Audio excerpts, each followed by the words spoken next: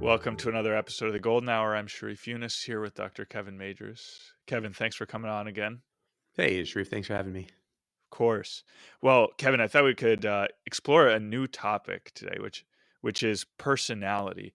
Now, we often talk about growth in terms of growth at work, growth in mastery, growth in skills, growth in ideals, growth in virtue. But I thought it might be interesting to talk about maybe the softer skill or like growth in personality.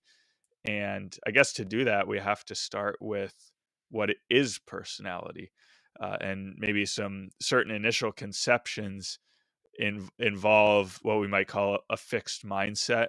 So thinking, okay, part of my personality is that I am shy, or I'm a morning person, or I'm not, or I'm outgoing, or I'm introverted or extroverted. So I thought we could kind of explore this whole question and get into how to really develop our personalities. So I don't know if you have any initial thoughts on what personality is, especially in relation to that kind of tradeifying or labeling.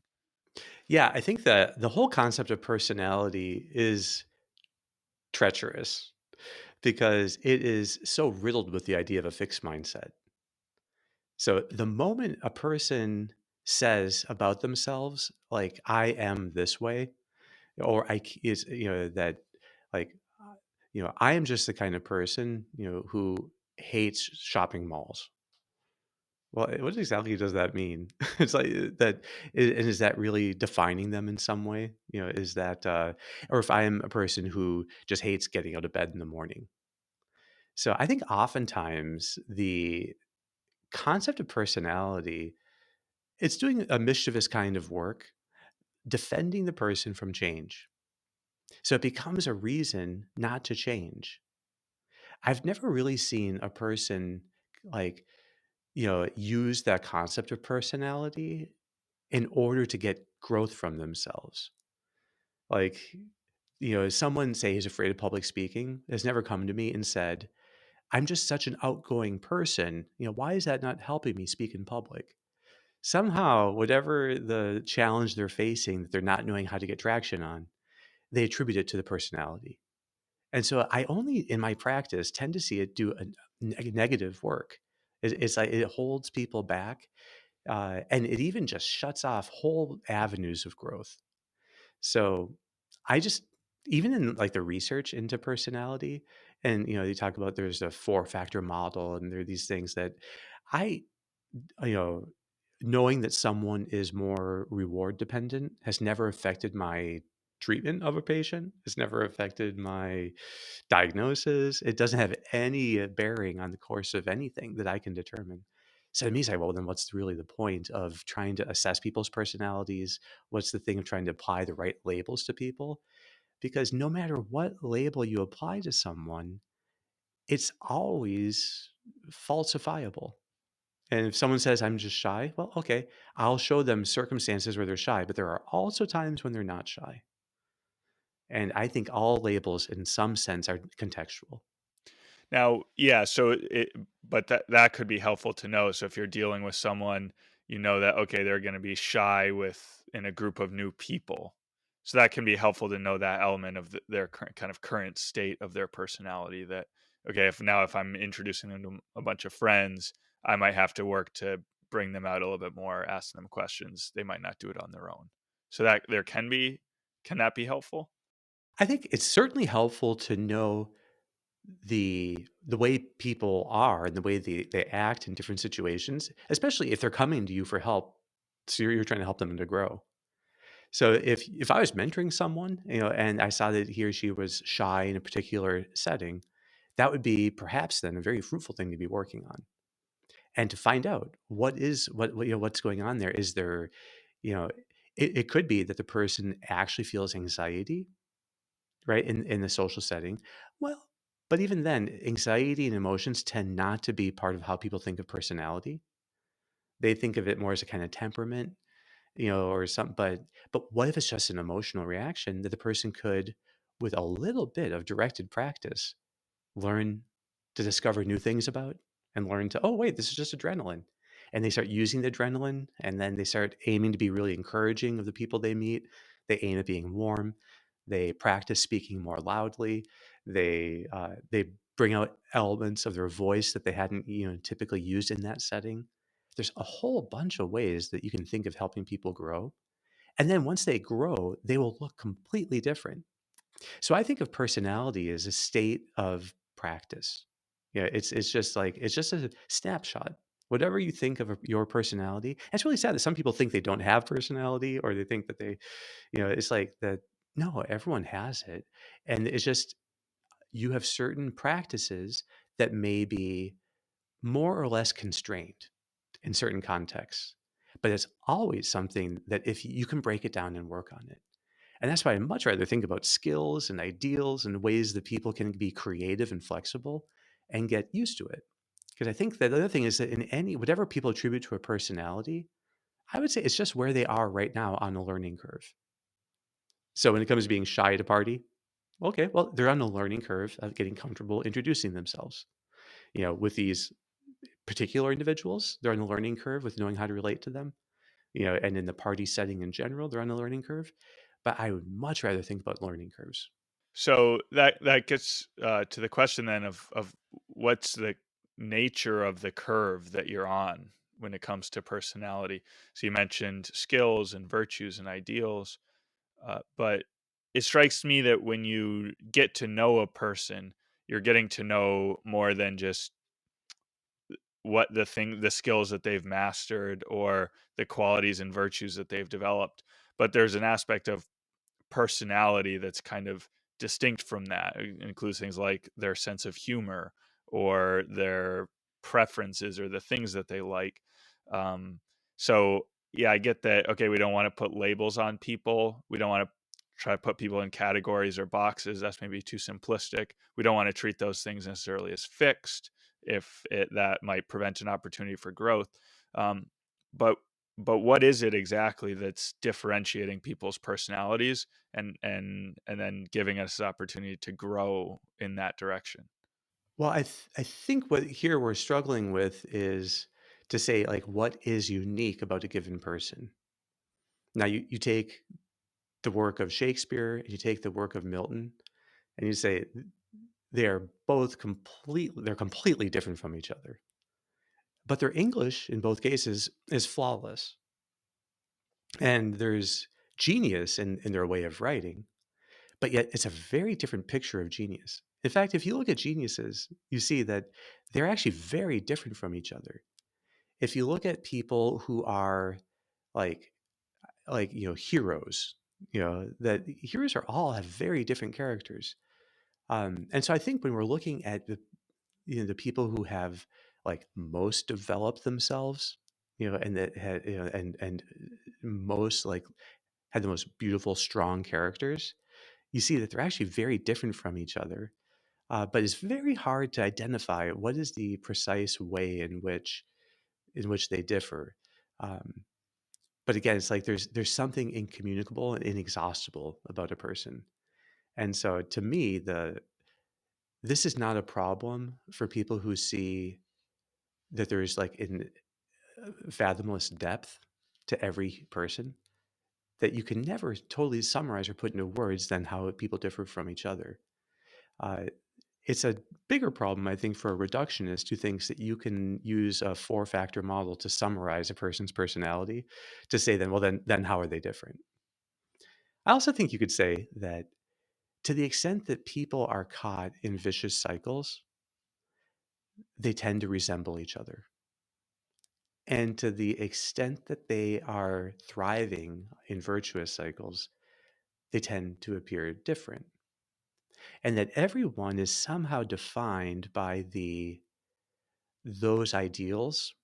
They're like there are things that transcend them.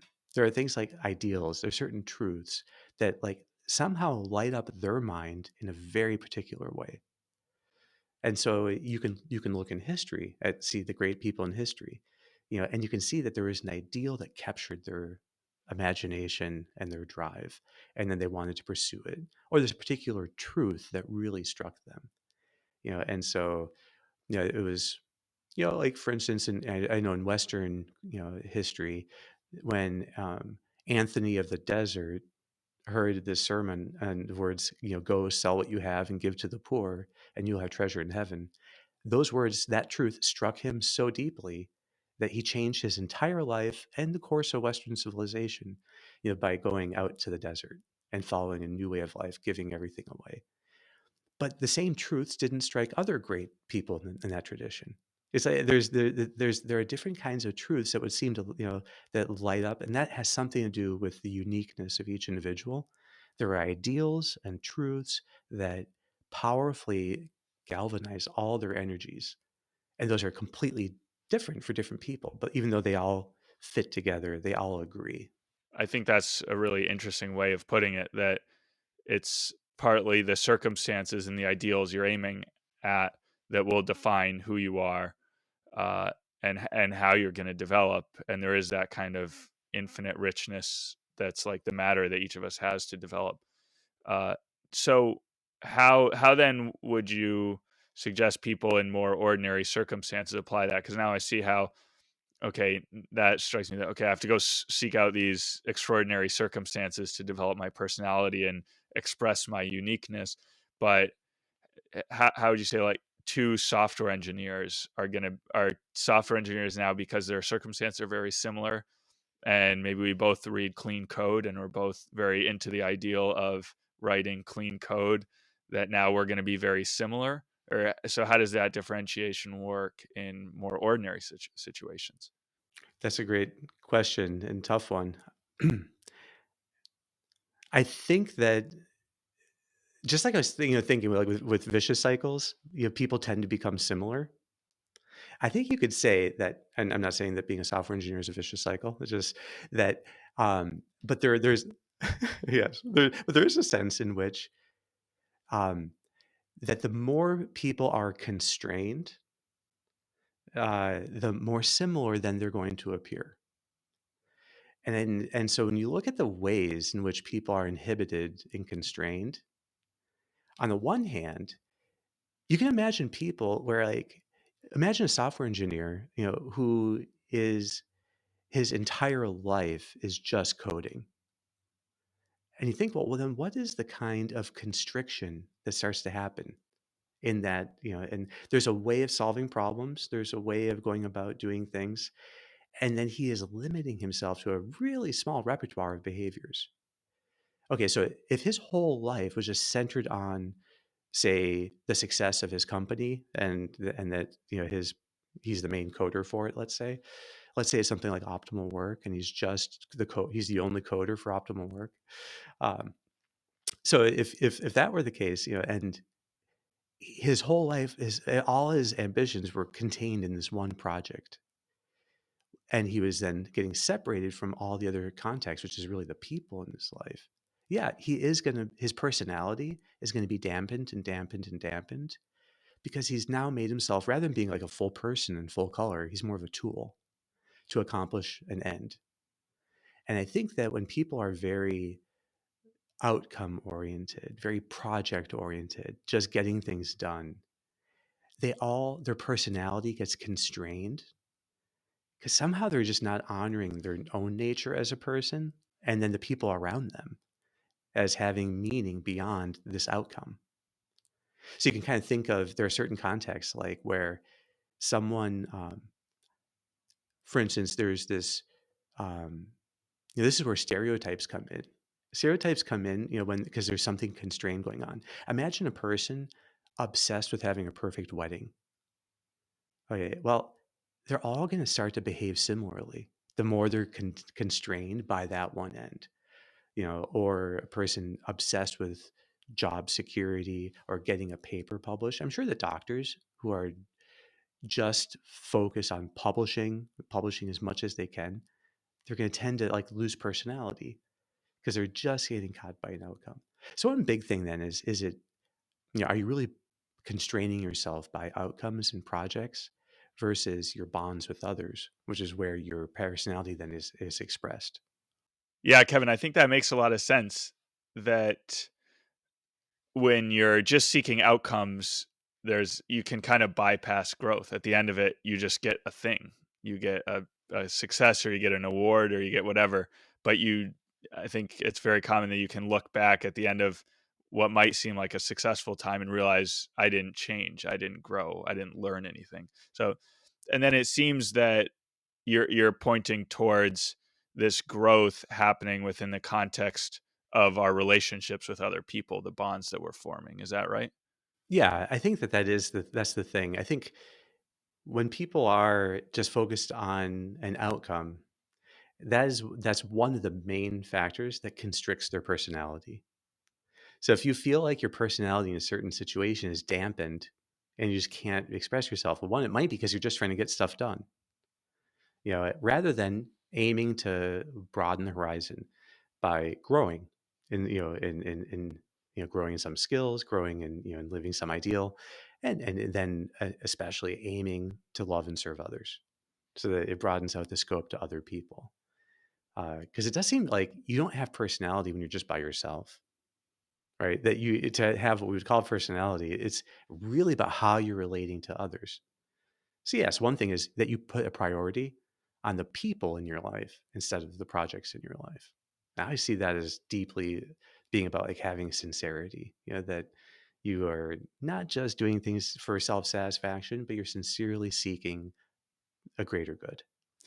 Uh, but then also you could say that the that because you're dealing then with other people, it opens up a whole new way of being mindful, which is that you can completely forget about yourself and really just be, like attending to the other. And I don't know if your experience is like, but isn't it, don't you think it's true that when people forget about themselves totally, their personality comes out more richly? Yeah, I think that's right. That you can just be yourself more. Uh, but at the same time, I think there's a sense in which personality is not just about like expressing who you are deep down, but that whatever it is deep down also still has to be developed. No, like the ability to tell jokes or the ability to sing or be, you know, at, I don't know. There are different things that I think have to be developed. Is that wrong? Am I reading things wrong? Yeah, I think that there are always going to be skills and ideals that you can be deepening, but there's something essential about like letting yourself be known. Yeah, and really that's a kind of generosity, being vulnerable with people. It's like you're trusting them and to be generous and trusting others. And so there's a way in which the more you completely let like our trying to be bond ready, so you're ready to build bonds with others, ready to forget about yourself, and ready to let yourself really be known, the more your personality naturally will come out. So you could take it into like your sense of humor is going to come out more naturally. If the your whole heart, everything that's in your heart, and the way that the degree to which you love others and how you love them, all of that gets expressed then more and more naturally in everything that you do. So I don't think we can ever, there is something I think that you can't summarize about a person's personality, but we can say what dampens it. And when you're just pursuing ends and you're self-conscious and protecting yourself, from being vulnerable, that's going to tend, in everyone's case, to dampen their expression of their personality.